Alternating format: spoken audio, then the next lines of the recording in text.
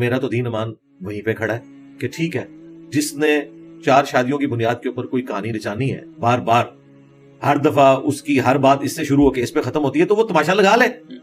ہم اسے علمی گراؤنڈ کے اوپر کاؤنٹر کریں گے، ہم کاؤنٹر نیریٹو لانچ کریں گے. اور میں نے کیا، اور میں نے چیلنج دیا ہے کہ نبی الاسلام نے صرف ایک ہی شادی کی ہے.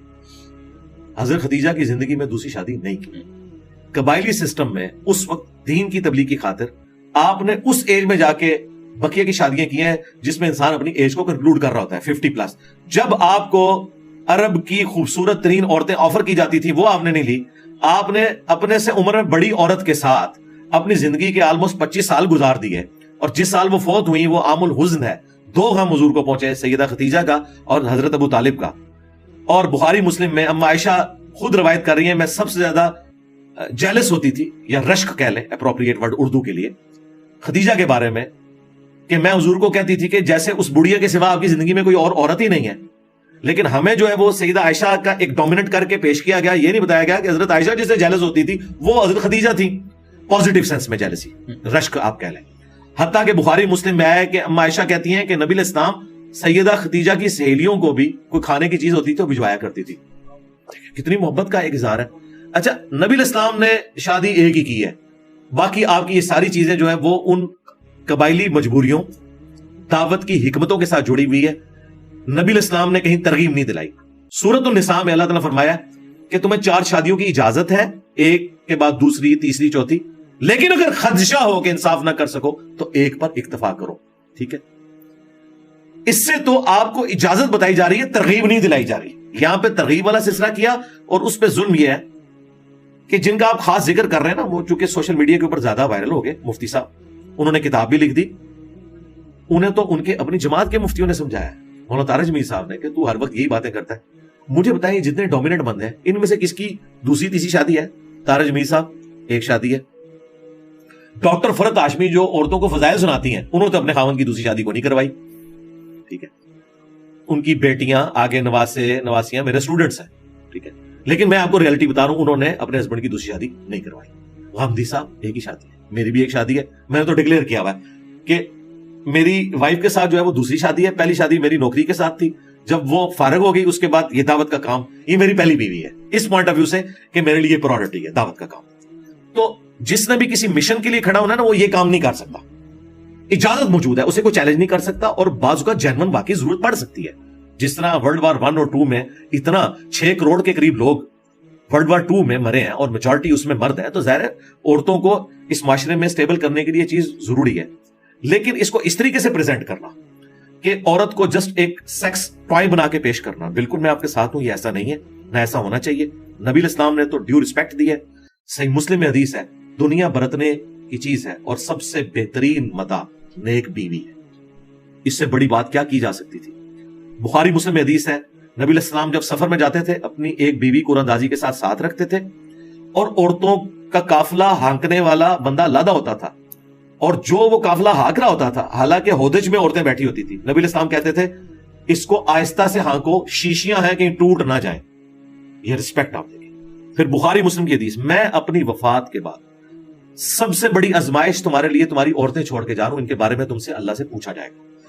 پھر بخاری مسلم میں حدیث، نبی علیہ السلام نے فرمایا عورت مرد کی ٹیڑھی پسلی سے پیدا ہوئی ہے، اسے سیدھا کرنے کی کوشش نہ کرنا، توڑ بیٹھو گے، اس سے نفع حاصل کرو، یعنی اس کی ان کمزوریوں کے ساتھ جو ہے گزارا کرو. ظاہر وہ زبان والی تو ہے، وہ ہم سب کو تجربہ ہے اللہ کے فضل سے، تو وہ کوئی ایسی بات نہیں، وہ بلڈ ان ہے. غصہ آتا بھی جلدی ہے، ٹھنڈا بھی جلدی ہو جاتا ہے. تو نفع حاصل کرو، اسے سیدھا کرو گے تو توڑ بیٹھو گے، اور وہ توڑنا اسے طلاق دینا. میں سمجھتا ہوں کہ میاں بیوی کا جو ریلیشن شپ جس طریقے سے اسلام نے اس کو پریزنٹ کیا ہے کہ فری سیکس نہیں ہوگا اور خاندانی نظام ہوگا، اولاد کا بانڈ اور سیکس میں کمٹمنٹ اپنی بیوی کے ساتھ اور بیوی کی خامد کے ساتھ، یہ خاندانی نظام کو مضبوط کرتا ہے. اتنا پرفیکٹ خاندانی نظام اسلام نے دیا ہے کہ اس کے بعد اس میں مزید کوئی ویلیو ایڈیشن کی ضرورت باقی نہیں. باقی اس طرح کی چیزیں جو ہوتی ہیں عورت کے ساتھ جو کچھ یہاں پہ ہوتا ہے، جس کی وجہ سے پھر 8 مارچ کو وہ بینرز اٹھاتی ہیں، پھر وہ دوسری ایکسٹریم پہ چلی جاتی ہیں، اور پھر انہیں کاؤنٹر کرنے کے لیے جب خلیل الرحمان قمر صاحب جیسے لوگ آتے ہیں، وہ جواب دیتے ہوئے ایک اور ایکسٹریم پہ چلے جاتے ہیں، اور مرد لوگ دونوں طرف مزے اٹھا رہے ہوتے ہیں کہ کیسا رگڑا لگایا ہے. حقیقت بات ہے کہ دونوں طرف ایسے لوگ ہیں جو مزے اٹھا رہے ہوتے ہیں. اس کو سیریسلی دیکھنا چاہیے اور عورتوں کو وہ حقوق دینے چاہیے جو اسلام نے دیے ہیں. مجھے بتائیں باپ کے قدموں کے نیچے تو جنت نہیں کہا گیا. سنن نسائی میں کہا کہ جنت تیری ماں کے قدموں کے پاس ہے. ماں خواہ کافر ہے یا مسلمان ہے اس کی خدمت کر کے جنت کماؤ گے. بخاری میں حدیث ہے, نبی علیہ السلام سے پوچھا گیا کہ سب سے زیادہ حسن سلوک میں نے کس کے ساتھ کرنا ہے؟ فرمایا تیری ماں حقدار ہے. دوسری بار کہا تیری ماں, تیسری دفعہ تیری ماں, چوتھی دفعہ کہا تیرا باپ. پھر بیویوں کے اپنے حقوق ہیں. عورتوں کے حقوق میں یقین سے کہتا ہوں, میں اپنی بیوی سے کہتا ہوں, میں یہ کیمرے پہ بھی آپ کی بات کرتا ہوں, میں اسے کہتا ہوں کہ میں تو جیلس ہوتا ہوں کہ تمہارے حقوق اسلام میں مجھ سے زیادہ ہے, اس لیے کہ میں نے اسلام پڑھا ہوا ہے. میں اسے کہہ رہا ہوں کہ اگر میں تمہاری بیوی ہوتا اور تم میرے ہسبینڈ تو میں آسانی سے جنت کما سکتا تھا خدمت کر کے. یہ ایک مشکل کام ہے کیونکہ مرد کو بہت کچھ کرنا پڑے گا.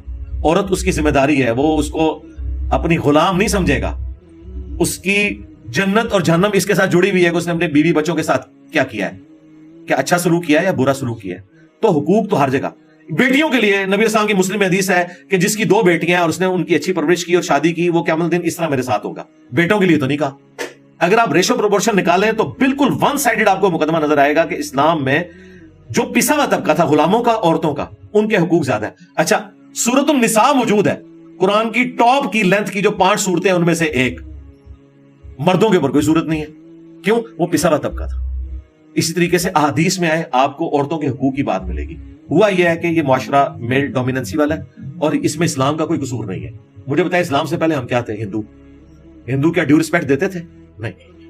ہندوؤں سے ہم نے عقائد میں بھی یہ قبر پرستی لے لی اور معاشرتی معاملات میں یہ حرکتیں لے لی کہ عورت کو جو ہے وہ پاؤں کی جوتی بنا کے رکھنا ہے اور عورت بھی بیوہ ہو تو مر جائے. اسلام میں تو یہ ہے کہ بیوہ ہو تو اس کی شادی کراؤ. آج بھی عرب میں آپ کو بتاؤں, میرے بڑے کلوز ریلیٹیو جن کے بچے بھی شادی شدہ, بیوہ ہوئی, 60+ ان کی ایج تھی, جیسے ان کی عدت پوری ہوئی رشتے آنے شروع ہو گئے اور ان کے بیٹے بھی اس کو نارمل لے رہے ہیں. الٹیمیٹلی انہوں نے شادی کر دی. عرب میں یہ رواج ہے کہ اگر کوئی بوڑھی عورت بھی بیوہ ہوئی ہے تو اب یہ نہیں ہے یہاں تو جوان بیوہ ہو جائے تو کتنی مشکل اس کی زندگی ہو جاتی ہے, اس کے ساتھ کتنا یعنی استحصال اس کا کیا جاتا ہے. اسلام میں تو یہ نہیں ہے. اسلام میں یہ کہ آپ شادی کریں. اس اعتبار سے جن مفتی صاحب کا آپ نے ذکر کیا کہ 4 شادیوں کی ترغیب دلاتے ہیں, ان کا یہ والا پازیٹو فیکٹر ہے کہ وہ ترغیب دلاتے ہیں کہ جو اس طرح بیوہ عورتیں ہیں آپ ان کا سہارا بنے اور وہ خود بھی بنے ہیں پریکٹیکلی. اس میں انہیں سلوٹ کرتا ہوں. سلام ہے.